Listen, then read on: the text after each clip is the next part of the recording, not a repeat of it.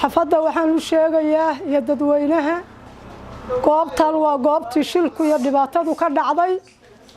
waa gurigii hantidaan anna ku lahayn waa gurigii tiknikada iyo budlay nagu soo weeraray wiilasha meeshaan ku dhintay iyo dhibaatada meeshaan ka dhacdayna eedan u ahaa caruurtayday la dhasheen waxaa weeye goob khamri maaha dukaankan aad arkaysaan waa dukaankii meherada iyo ii ahayd goob khamri iyo goob faasuq ilaahay baan ka magan galay wixii waxaa ku safeeyeyna ilaahay wajigiisa la hortagayaan waxa weeye wiilashaas halkaasaan ku shaahaynay halkaasaan fadhinay tireefyadu ayagoo layr lahayn bay halkaas naga soo galeen koonfurta xigta layr ma lahayn kadib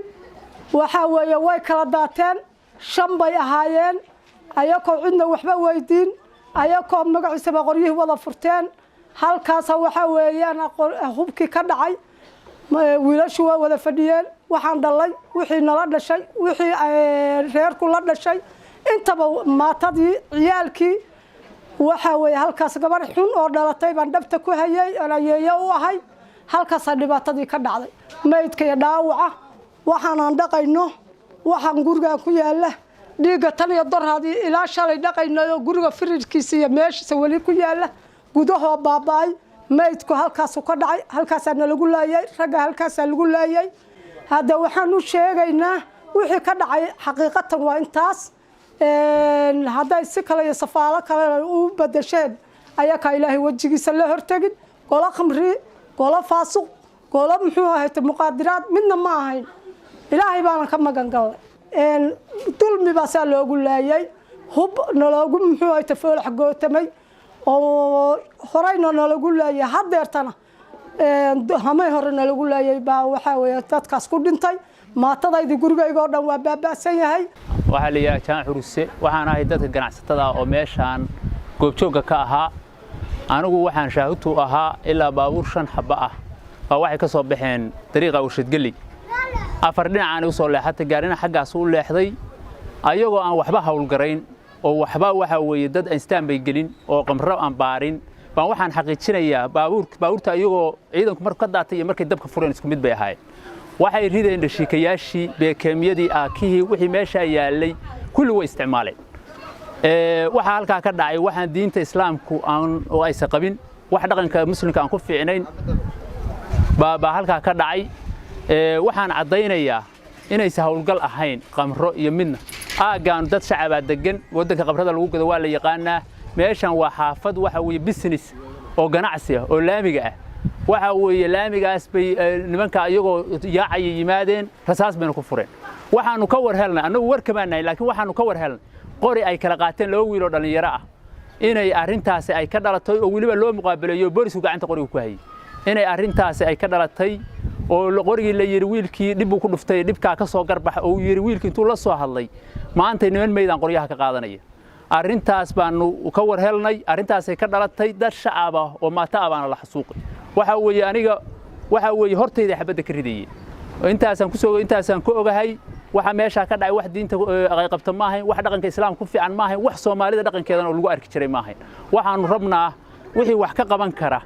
inay arinta wax ka qabta meeshaan waa controlkii waa kan controlkii dhinaca koonfurta ku yaalay meeshaan waa stationkii saligi weeye Puntland weeye waxyaalaha la geystay way gaarigan baabuurta wuxuu kamid ahaa meesha taalay oo waliba si nolol sheegay macdarka ay la gadayay buu kamid ahaa oo meesha lagu gubay sidoo kale qolaan saldhiga hadan wareysanay hortooda shil ka dhacay ma ogeyn oo iyaga laftan la soo weeraray moodeen gudaha ku jireen gaariga hortooda lagu joogo u jeedaan gaarigana waa kan saldhigina waa kan hadda waxaan soo marnay meeshan ka horeysa raga lagu laayay waxaan dareemaynaa meeshan waxa ka dhacay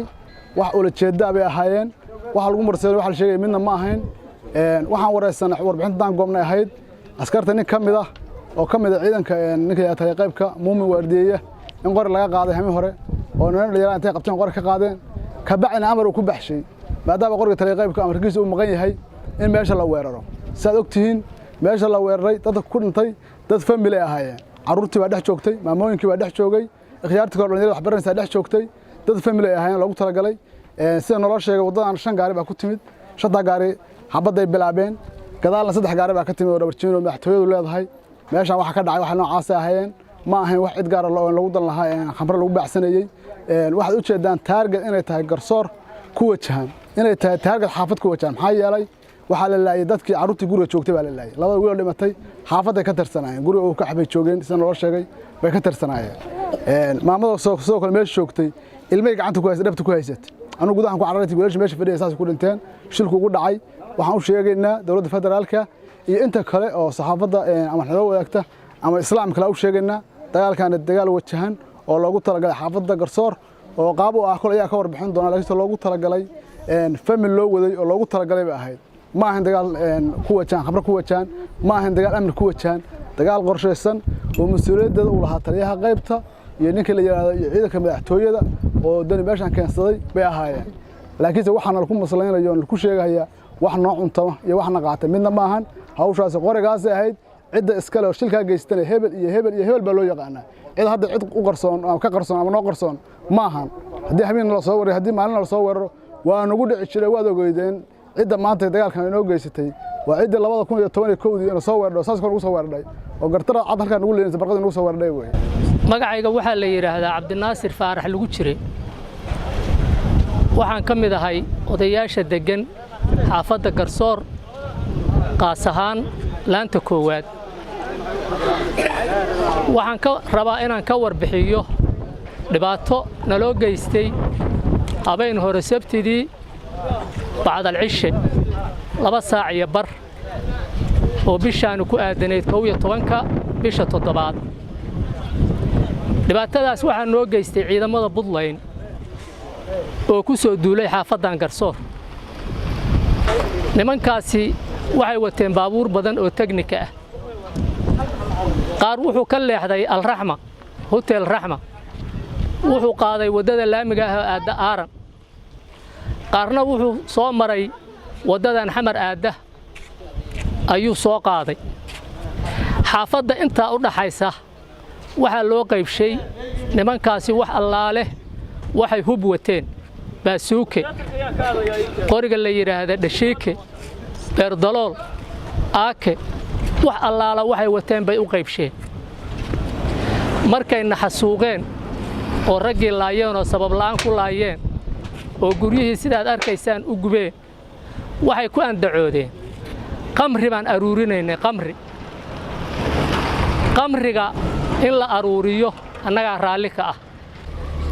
sooma ay wargelinin meesha waxa ku yaala saldhig bulays oo aniga hadda midigta iiga beegan ma ay soo wargelin kontaroolka waxa joogay ciidan Puntland ma ay soo wargelin hadday yimaadeen war gurigii meeyay qamriga lagu gadanayo ma ay dhihinin say u soo socdeen bay hubkaas sii daayeen wax allaala waxay arkaanna waxa suuqeen meediyahana waxay geliyeen waxaanu laynay alkoolistayaal waxaan soo qabanay qamri waxa jira marka oo tan ka horeysay sanadkii 11 nimankaasi sidaas oo kale noogu soo duuleen markay dadkii xasuuqeen bay waxay yiraahdeen waxaanu laynay al-shabaab waxaan laynay argagixis waxaanu laynay asal raac waxaanu laynay ittixaad saasay yiraahdeen haatanna waxay yiraahdeen waxaanu laynay alkoolistayaal barina waxay oran doonaan ma aqaan mindhaa wax kale soo sameynayaan waxa jiray nin reer bariya oo ka mid ahaa ciidanka dadka leynahaya nin garanayay baa wuxuu ku yiri war maxaa dadka loo leynahaya hadda ka horna waa xaafadii sidii loo laayay wuxuu yiri arbaawa waa fufeen buu yiri aal isku gaabinaya waa fufeen buu yiri baa la gaabinaya saasuu ku yiri wax la qaadan kara ma aha waxaas wax la aqbali karana ma aha hubka iyo rasaastana la ku leenayana waa tii laga soo bixiyay cashuurta annaga nala ka qaado waxaanu u sheegaynaa ummadda Soomaaliyeed waxaanu u sheegaynaa dadka islaamka waxaanu u sheegaynaa caalamka waxaanu u sheegaynaa jamciyadda qurumaha ka dhaxaysa waxaanu u sheegaynaa dhammaan inta danaysa Soomaaliya oo ku dadaash ammaankeeda inay ka shaqayso inaanan arrintaas aqbali karin dhibaatada intaas leegna naloo geystay waxaanu dadka degan magaalada Gaalkacyo ka codsanaynaa intii sama jecel ah oo arrintaas dhacday ka xun inay arrintaanu istaagto in la soo xirxiro dadkii arrintaas soo abaabulay saraakiishii ciidanka wadatay kuwii ciidanka ahaayoo dadka Soomaaliyeed xasuuqay in la xirxiro maxkamad in la keeno nin walbaba waajibka uu leeyahay in la mariyo oo loo kala xaqaado ummadda Soomaaliyeed intaasaan ka codsanaynaa waa mahadsantihiin assalaamu calaykum waraxmatullaahi wabarakaatuh